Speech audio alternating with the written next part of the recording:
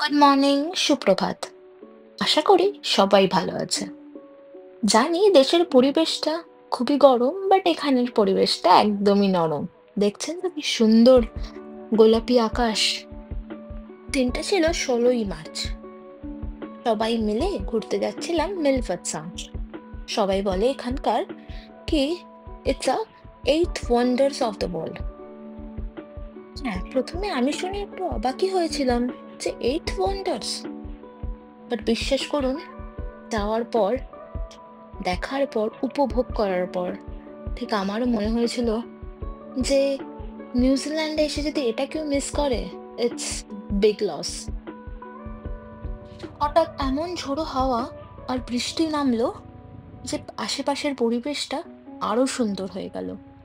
মেঘগুলো যেন পাহাড়ের উপর থেকে নিচে নেমে আসছে, যেন আমাদের কাছে আসছে। ফাইনালি এসে পৌঁছলাম। টিকিট কাটাই ছিল, তাই জন্য আর তাড়াহুড়ো লাগেনি।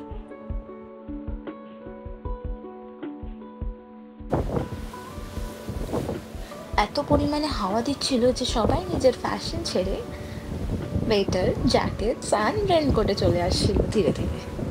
দেখছেন চারিপাশটা? ও আচ্ছা, এটা তো বলাই হয়নি। ইটস আ প্যাসিফিক ওশান, প্রশান্ত মহাসাগর। কি তেজ দেখতে পাচ্ছেন?